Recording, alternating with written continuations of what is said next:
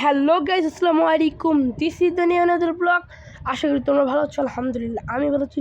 So আজকাল একটা interesting blog হলো। সো আমার মামা অসুস্থ। সো এই কারণে দেখার জন্য আমরা ফরিদপুরে যাচ্ছি তাকে। সে হসপিটালে ভর্তি। সে হসপিটালের নাম হলো সমৃত হসপিটালে। সো এখন আমরা যাইতেছি ওইখানে সবাই। সো পিছনে দেখতে পাচ্ছ 3টা মেয়ে, ওর ভিতরে আমার একটা আপ্পি। সো আমার 2টা খালামণি, যেটা ছোটো ওটা দেখতে পাচ্ছ ওটা আমার খালামণি। আর এখানে একটা বাম দিকে একটা আমার খালামণি, আর ডান দিকে হলো আমার আপ্পি।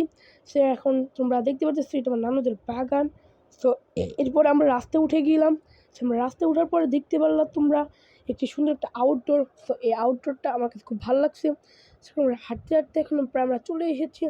সো এখানে গ্রামে ব্লগ করলে অনেক সুন্দর লাগে, কারণ গাছপালা সবুজ দেখতে ভালো লাগে অনেক। সো এখন আমরা হলো ব্রিজে উঠে গেলাম। সেখানে একটা ভালো একটা সেখানে একটা ব্রিজ রয়েছে, লোহার না। সো এই ব্রিজটা কিসের আপনারা সবাই কমেন্টে বলবেন।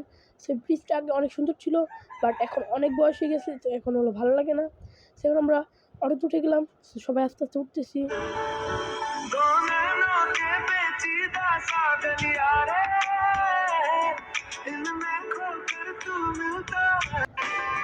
তোমরা তো দেখলে কৃষি কলেজ বিআরটিসি। তোমাদের ফরিদপুরকে তোমরা আরো দেখো।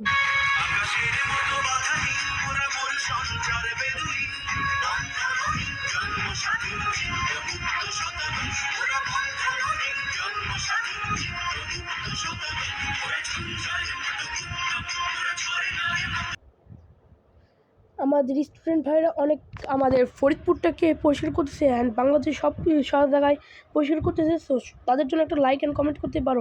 আমাদের ভাঙা রাস্তার মোড়ে ওইখানে হলো আবু সাইদ মসজিদ হবে, সেটা একটা ভালো একটা কাজ। সো সব জায়গায় দরকার। সেটা হলো আওয়ামী লীগদের অফিস পুরো ছাড়খাড় করে দিচ্ছে, কারণ তাদের অনেক অহংকার ছিল। তাদের অহংকারটা আজকে চূর্ণ করে দিয়েছে। সেখানে আমরা চলে আসছি সমৃদ্ধ হসপিটালে। আমরা সবাই এখন লিফটে উঠতেছি। সেখন লিফটে ওঠার পর আমি বলতেছি আমি লিফটের বাটনটাই চাপ দিই। বলছি হ্যাঁ তুমি দাও, সমস্যা নেই। এখন আমি দিলাম। সেখন আমরা লিফটে হলো 5তলায় যাবো, আর সিঁড়ি হলো 6তলা। সো এখন আমরা লিফটে যাইতেছি 5তলায়। সো আমরা একটু সবাই ক্লিক নিলাম। সো এখন আমরা চলে এসেছি 5তলায় লিফটের। সো গ্যাস এখন আমরা হলো আমাদের কেবিনে চলে যাবো। আমাদের কেবিন হলো 609। সেখানে আমরা কেবিন আমাদের খুঁজতেছিলাম। সো আমার একটা খালামণি বললো এই যে কেবিন পাই গেছি। সেখন আমরা কেবিন পাই গেছি গাইজ। সেখন আমার কেবিনের ভিতরে ঢুকবো। এই তোমার মামা। সো এনারই হলো ডেঙ্গু হয়েছে, এর জন্য সবাই দোয়া করবেন, সেজন্য তাড়াতাড়ি সুস্থ হয়ে বাড়ি ফিরতে পারে। সে আমাদের ছাত্র ভাইদের জন্য অনেক কিছু করেছে আন্দোলনের সময়। সে তাদেরকে পানি এনে দিয়েছে, তাদের আরও খাবার টাবার তাদের সাহায্য করেছে, বিভিন্ন কাজে তাকে সাহায্য করেছে। এরপর আমরা একটু বসলাম। সে বসার পর মামার সাথে একটু গল্প করলাম। পরে আমার নানু আসলো। তারপর আমরা একটু ফ্রুটস খেলাম। এরপর আমরা খেলাম হলো ড্রাগন ফল। সো আর ফ্রুটস খেয়েছিলাম, ওই সময় ক্লিক নিতে পারিনি। সো এরপর মামার কাছে অনেকক্ষণ থাকলাম, 3-4 ঘন্টা। তারপর আমরা চলে গেলাম। সো আরও খাবার টাবার খেয়েছিলাম, বাট ওই সময় ক্লিক নিতে পারিনি। সো আমরা সবাই মিলে হলো লিফটে আমরা এখন লিফটে নিচে চলে যাব, বাট এখন আমরা চলে দেখছি। সো চলে যাওয়ার পরে তখন দেখতেছি আমরা সবাই একটু টুলটু সবাই ঠিকঠাক করে রেখেছি। সো এখন আমরা দেখতে পাচ্ছি সব পুলিশরা তাদের আন্দোলন করতেছে।